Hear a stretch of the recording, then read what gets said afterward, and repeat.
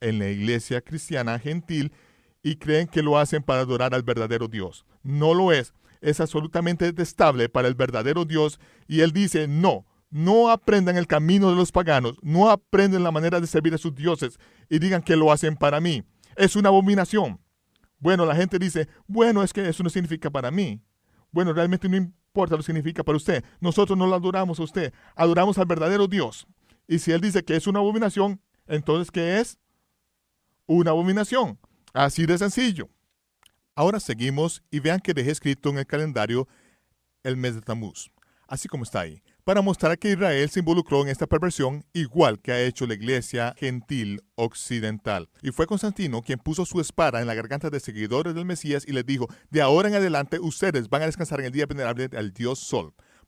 Porque Constantino fue un adorador del Sol Invictus Mitra, el dios Sol romano. Aquí tengo una moneda que fue acuñada en el año 336 después de Cristo. En la cara tiene a Constantino y el Sol Invictus Mitra en el reverso. Constantino adoró a Mitras hasta el día en que murió, después de supuestamente haberse convertido al cristianismo. Mandó asesinar a su esposa y a su hijo mayor. Ese hombre fue un asesino hasta el final y nunca siguió las pisadas del verdadero Mesías.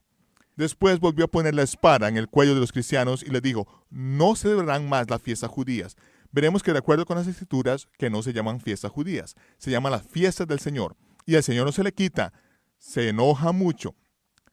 Ahora vemos Etanim o el mes de Tishri, que es el séptimo mes hebreo, septiembre. Sep significa 7, octubre de octagón 8, noviembre Novus 9 y Deca, diciembre 10. Esto va en línea con la manera hebrea antigua de reconocer los meses, solo que no se reconocen al mismo tiempo. Cuando vemos eso, podemos entender la situación. Ahora tenemos el último mes, el mes de Adar. Luego observamos el siguiente rayo de luna nueva y si la cosecha de la cebada no estaba madura, no estaba vid, entonces se declara un Adar Bet, que es el mes 13. Eso es el año bisiesto. Entonces cuando aparece el primer rayo de la luna nueva, será el mes de la vid. El mes lunar, como puede ver, tiene una duración de 29.53 días. Aquí vemos una foto que está detrás del calendario que muestra el primer rayo de la luna y es el primer día del mes de Marcheshuan. En la parte de atrás del calendario puede verse, y eso si usted lo sostiene así, aquí estamos en el Monte de los Olivos. Ese es el Hotel Rey David, y el Monte del Templo está aquí a la izquierda. Y justo aquí, en este momento, es el 10 de noviembre del año 1999, el cumpleaños de la Fuerza Naval Americana. En ese momento que están 40 judíos congregados a un lado del Monte de los Olivos. Son judíos rabínicos, que no creen que Jesús es el Mesías. Hay judíos queraritas, que no están de acuerdo con los rabínicos, pero que tampoco creen que Jesús es el Mesías. Hay judíos mesiánicos que sí creen que Jesús es el Mesías. Estamos todos juntos por primera vez en el día celestial correcto. Estamos declarando un nuevo mes en el día correcto por primera vez en 2000 años. Justo aquí, en este momento, cuando se tomó esta foto. Luego saco una bolsa de cebada nativa de Israel que me costó un brazo y un shekel, y cada uno toma un puñado de semillas y lo esparce a un lado del Monte de los Olivos. En los siguientes 2 días, sembramos 8 campos de cebada en la tierra de Israel, que es suelo de la propiedad de los sacerdotes y levitas de la tierra de Israel. Es la primera cebada sembrada en suelo judío desde la destrucción de Jerusalén en el año 70 de nuestra era. Esto es lo que se requería para que nosotros pudiéramos declarar el Aviv el año entrante. Tal y como dije hace 3 años, vamos a estar bajo el calendario de Dios para el comienzo del 7º milenio. No podía pasar hasta que sembráramos campos de cebada en la tierra de Israel. Y aquí estamos. Yo estoy tirando círculos de ovejas. Eso es Tecoa, donde Amós, el pastor de ovejas, profetizó del día del Señor. Y ese es el primero y principal campo de cebada que sembramos. Todo eso es parte de las excavaciones arqueológicas herodianas. En el fondo vemos que trajimos 2 vagonetas de estiércol de ovejas y cubrimos el campo con estiércol de ovejas que trajimos de la propiedad de Mirocán, el único sacerdote de ovejas que queda en Tecoa después de 3.500 años. Aquí vemos ahora a Misaya y a Bruce Brill. Misaya es mesiánico, Bruce Brill es judío rabínico. Ellos están sembrando la cebada en el primer día de Marcheshuan. Aquí vemos ahora una vista del área arqueológica que se llama Ciudad de David, abajo a un lado del Valle de Quirón. y hemos sembrado un campo de cebada aquí también. Aquí tenemos 8 niños árabes cuyo trabajo es asegurarse que nadie moleste ese campo de cebada. Si hacen bien su trabajo, le traeremos un regalo de Estados Unidos. Y Dios dijo que sean por señales, por estaciones, por días y por años. Ahora, la palabra estaciones, una vez más, es moedín, que son las solemnidades del Señor. Ahora abran sus Biblias en Levítico capítulo 23. Ese capítulo debería ser uno de los favoritos de toda la Biblia. Levítico 23, verso 1. Empezamos a leer allí. Y el Señor habló a Moisés, y le dijo: habla a los hijos de Israel y diles concerniente a la fiesta de los judíos que deben de ser proclamadas como convocaciones santas. Estas son solemnidades judías. ¿Todos ustedes van a dejar que yo esté aquí y lea una versión de la Biblia de la Nueva Era y no van a protestar? Habla a los hijos de Israel y diles en relación con las fiestas de Yahweh. Ahora sí podemos pronunciarlo correctamente, ¿verdad? No solo las fiestas del Señor, sino las fiestas de Yahweh, que ustedes deben proclamar que son convocaciones santas. De modo que si el Creador dice que son convocaciones santas, entonces, ¿cómo debemos llamarlas? Convocaciones santas. Oh, eso se oyó muy débil. Tratemos de decirlo de nuevo. El Creador dijo que las llamáramos, ¿qué? Convocaciones santas.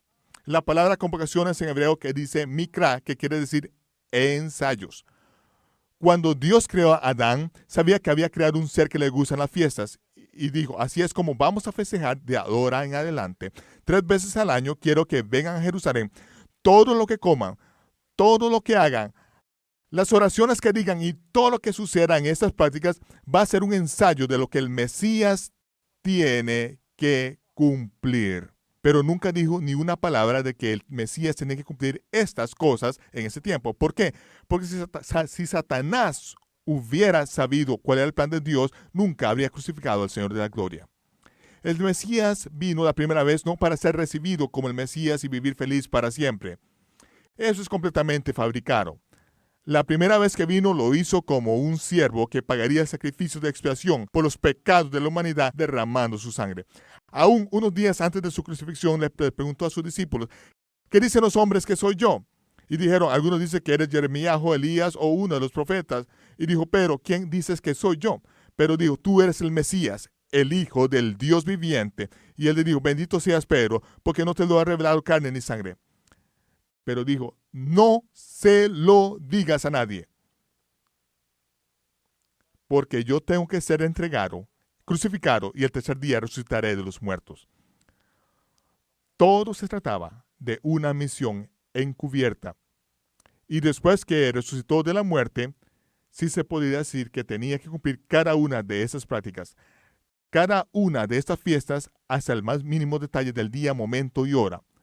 Y luego el libro de Apocalipsis empieza. Esta es la revelación de Jesucristo que Dios le dio a él para revelar a sus siervos las cosas que tienen que suceder pronto. La palabra deben en el mismo término legal que tiene que ver con el cumplimiento de todas estas cosas. Las fiestas del Señor que caen en el otoño en cada detalle. Entonces estas fiestas nos muestran el cuadro de las que el Mesías tiene que lograr. Esas son mis fiestas. Esos son sus práctica. Ahora quiero llevarlos al muro de la ciudad de Jerusalén. Ese es un mapa actual de Jerusalén. El muro en rojo aquí rodea todo y por supuesto da hacia el norte. Y vemos que está el valle alrededor de Jerusalén. Primero tenemos el valle de Quirón que rodea toda la ciudad y luego el valle de Ginón. En el medio se encuentra el Valle de Tiropea o el Valle del Fabricante de Queso que forma al lado derecho del Monte de los Olivos. En el centro está el Monte Moriah y después el Monte de Sión. El pico más alto del Monte Moriah está el Monte del Templo. El pico más alto del Monte Moriah está al norte del muro de Jerusalén aún hasta el día de hoy. Hay una donada aquí y luego el pico más alto del Monte Moriah. Conforme observamos, vemos que los valles forman una letra Shin, que es la primera letra de la palabra Shaddai o Dios Todopoderoso. Eso es lo que está en la Mezuzá. Y se nota cuando uno entra a los lugares judíos porque la Mezuzá tiene los mandamientos escritos. Esa es la marca de Dios en la tierra. Ahora yo quiero que se paren conmigo en el Valle de Tiropea mirando hacia el lado del Monte Moriah. Aquí está viendo el Monte Moriah. Ese es el monte en el cual Abraham fue instruido por Dios que llevara a su hijo y se ofreciera en sacrificio. Conforme se acercaba al monte desde el sur, entonces llegaron hasta esta cima. Aquí y aquí es donde Abraham dejó a sus sirvientes. El padre Abraham dejó a sus siervos allí y dijo, esperen aquí, mi hijo y yo vamos a sacrificar y regresaremos. Entonces tomó la leña del sacrificio que los siervos cargaban y la puso sobre los hombros de su hijo Isaac, diciéndole, hijo, sígueme. Isaac paró y dijo, papá, tenemos la leña para el sacrificio. ¿Dónde está el cordero? ¿Dónde está el cordero? Y con la leña del sacrificio sobre los hombros del hijo, dijo, ¿dónde está el cordero? Abraham respondió, Dios mismo proveerá el cordero. Y dijo, sígueme. Subieron hacia la cima del monte Moriah, y ahí Abraham construyó un altar de piedra y puso sobre el altar de la leña del sacrificio. Luego ató su hijo y lo aseguró sobre la leña. Tomó el cuchillo para cortarle el cuello, y el ángel del Señor apareció y dijo, Dios sabe que no le negaría la vida de tu único hijo. Proveyó un carnero que está enredado entre las ramas arriba en la cima, y ese carnero atrapado entre las ramas fue sustituto en ese momento particular. Entonces vemos que desde el sur Abraham trajo a sus siervos y ellos se quedaron atrás en el pico más bajo, que eventualmente se convirtió en el lugar donde se construyó el templo. Pero Abraham llevó a su hijo al pico más alto del monte Moriah. Esta geografía es de suma importancia porque muchos años después se construyó el muro para la ciudad de Jerusalén, y la pared del lado norte de la ciudad hasta el día de hoy solo tiene 10 pies de altura. ¿Cómo se defiende un muro de 10 pies de alto? Se toma el resto de la montaña, que consiste en una excelente piedra para construir, con cincel se le da forma y se usa para construir. Entonces, con lo que se termina es con un muro de 60 pies de altura, porque incluye el lado del monte Moriah. Esa es la manera en que está hasta el día de hoy. Se usan todas las rocas y se va formando un muro con la base en ese lugar. Ahora se conocen como las minas de Salomón, porque estas rocas se usaron para construir el templo y, por supuesto, el muro para la ciudad de Jerusalén. Refiriéndose a esta puerta, de aquí Josefo dijo que en una ocasión había 2,000 judíos colgados en cruces a lo largo de este camino de piedra. No se crucificaban hombres sobre colinas lejanas, lo hacían justo al lado del camino, 2,000 hombres colgando en las de las cruces. Se había acabado la madera y los tenían encadenados y esperando hasta una semana hasta que hubiera una cruz disponible, porque se necesitaba hasta una semana entera a veces para que las víctimas fueran sacrificadas a Mitra y para que murieran en la cruz ahí afuera. Esto llegó a ser conocido como el lugar de la calavera. Aquí afuera, al norte de los muros de la ciudad de Jerusalén, todas las ejecuciones se hacían a un lado del camino de piedra, donde se podía caminar y mirar los ojos de su hermano, de su papá, del vecino colgado allí en una cruz. Jerusalén fue destruida en el año 70 de nuestra era, y cuando fue destruida, esta puerta aquí y todo el muro desapareció. El templo desapareció. Sulimán el Magnífico llegó muchos años después y reconstruyó el muro y construyó una puerta con una posición más alta por encima de los escombros del muro. Y en los 1800 ya se podía salir por esa puerta y entrar directamente a un camino de tierra, y todos estos escombros eran parte de la destrucción del templo. Pero ahora, cuando uno sale por esa misma puerta, hay que subir como 10 metros para llegar a la calle actual.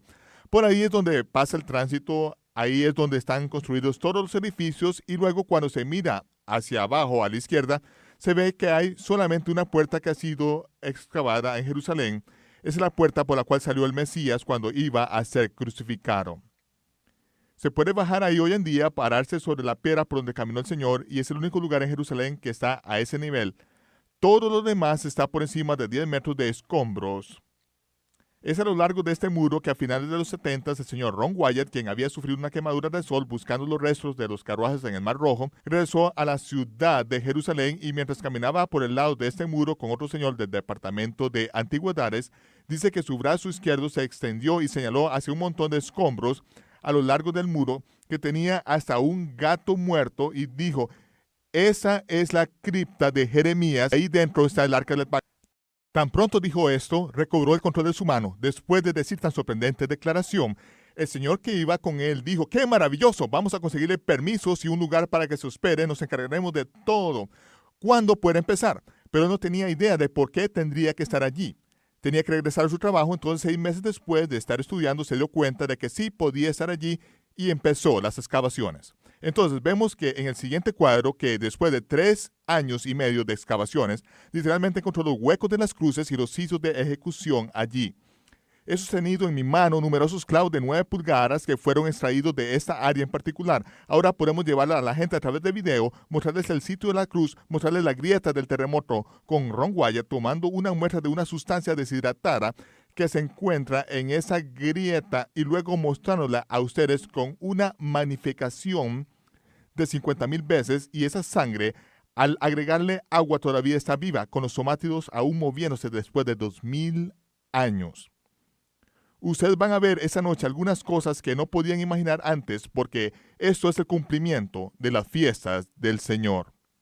Y ahora vamos a discutir el problema del agua que ha estado sucediendo en la tierra de Israel. El año que pasó, comenzando con la primavera, no ha llovido. Medio año después caminábamos por la orilla del mar de Galilea, por la playa, mirábamos hacia arriba sobre nuestras cabezas a 5 metros de altura, la línea de donde pasaban los botes el año anterior. Esta es la primera agua de tomar. No hay agua en la tierra de Israel para tomar. Sin embargo, mientras continúa toda esa sequía, vemos que arriba en el monte del templo hay 4 cisternas. Estas 4 cisternas que fueron cavadas en la roca sólida, y en un tiempo se hizo llegar el agua hasta ellas de modo que hubiera agua para el servicio del templo. Pero este año, cuando todo se está muriendo de sed, encima de esta piedra sólida hay mucha agua que está entrando en abundancia dentro de estas 4 cisternas sólidas que viene quién sabe de dónde. Nadie lo podía explicar. Les da pánico a los árabes porque pensaban que algo estaba pasando, que estaba socavando las bases del domo de la roca, y entonces empezaron a sacar el agua día tras día, todas las mañanas después de la hora de oración. Los musulmanes iban y ponían unos aparatos y empezaban a bombear agua de esas cisternas. Luego, también levantaron las coberturas de piedras de allí, y lo que pasó es que ese día dejaron al descubierto la pared sur de la base del templo de Salomón.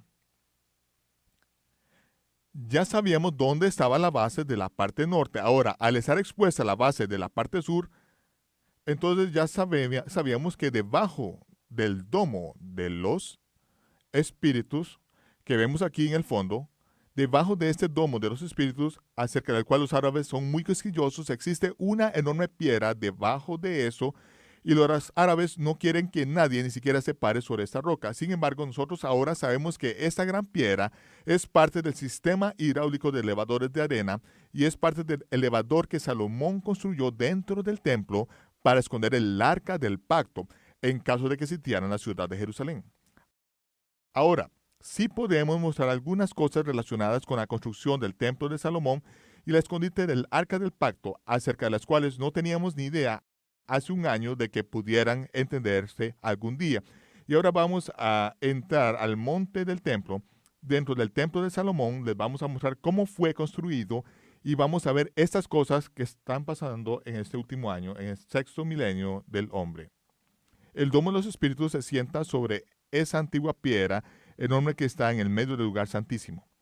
Los árabes, cuando empezaron a tener gran miedo, empezaron a desprender algunas de las piedras de la superficie, que está justamente por debajo de esta línea roja, y allí es donde había instalado hace varios años una cañería que podía estar goteando, y quizás era de donde venía el agua.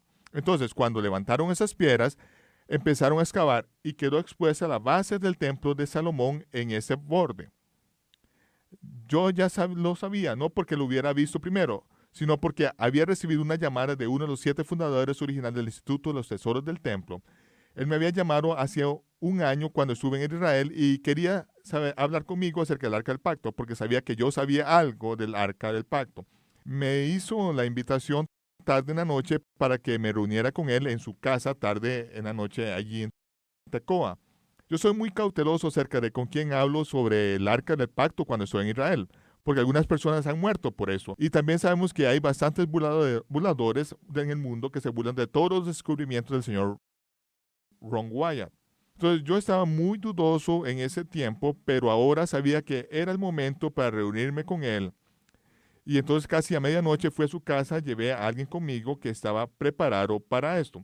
En su casa empezó a descubrir lo que había sucedido el año anterior, de cómo el agua estaba apareciendo en las cisternas, y los árabes que estaban en pánico el descubrimiento de los cimientos de la parte sur del templo, y dijo que ahora sí sabemos que esa piedra enorme que está debajo del domo de los espíritus, que los árabes guardan muy celosamente, está en medio del lugar santísimo, en el templo de Salomón.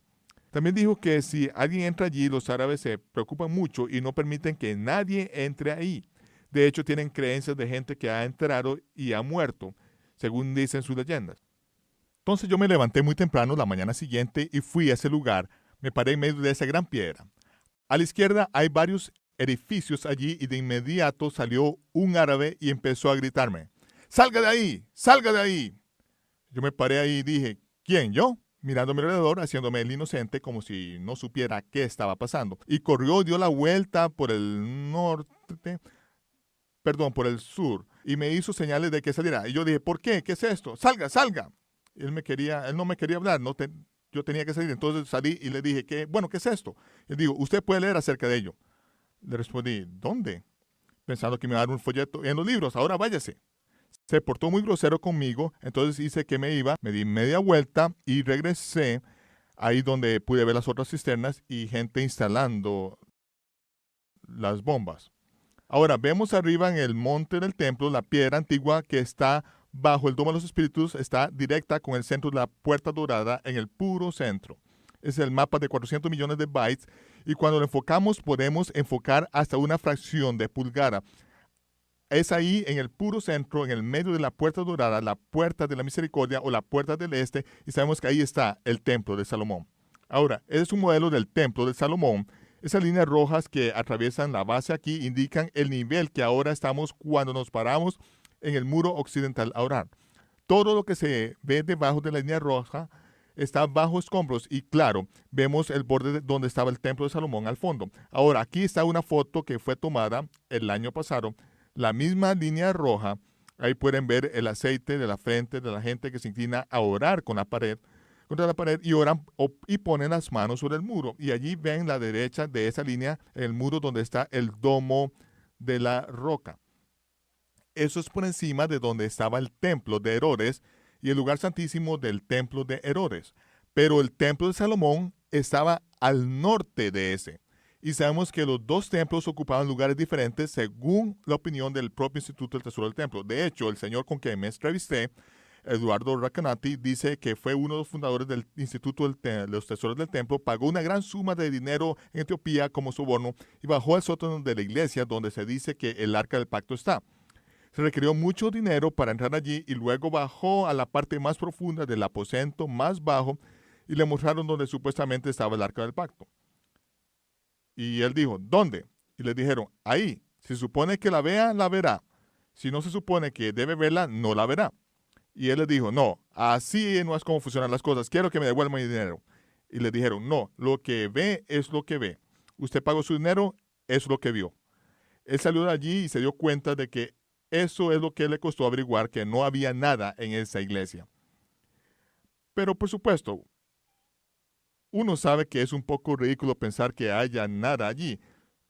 Todo tiene que ver con la historia de que Salomón tuvo un hijo con la reina de Etiopía y ese hijo de Salomón que vivía en Jerusalén hizo una réplica del arca del pacto y a escondidas la puso en el lugar santísimo donde solo el sumo sacerdote podía entrar en el día de expiación. Colocó el arca falsa allí y huyó a Etiopía con el arca verdadera y la copia era tan buena, por supuesto sin haberla visto antes, que la gloria de Dios permaneció sobre la réplica falsa durante 500 años.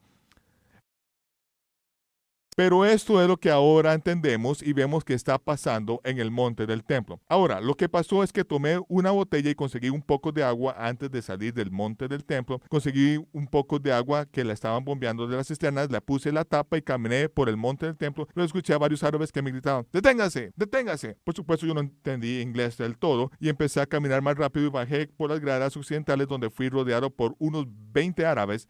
Y allí fue donde vi que la guardia israelí venía con armas M16 y lanzadores de granadas, y cuando se acercaron vieron a ese enorme árabe y estaban muy preocupados. Me vieron tomando medidas y consiguiendo esta agua, muy enojados acerca de eso. Y luego el tipo grande dijo: ¿eres judío? Yo dije: yo soy americano. Preguntó: no, ¿eres judío? Yo le dije: soy americano y creo en Jesús. Entonces de veras se puso hostil y dijo: yo creo en Jesús. Todo el mundo cree en Jesús. ¿Eres tú judío? Entonces los soldados israelíes vieron que yo estaba tratando de alargar esto más de la cuenta, me agarraron por los hombros y me llevaron a la estación de policía donde estuve 2 horas, ahí con la botella de agua en el fondo, con una sonrisa en la cara. Finalmente dijeron que no había hecho nada malo en Israel y que me quedaba libre para irme y me traje a los Estados Unidos.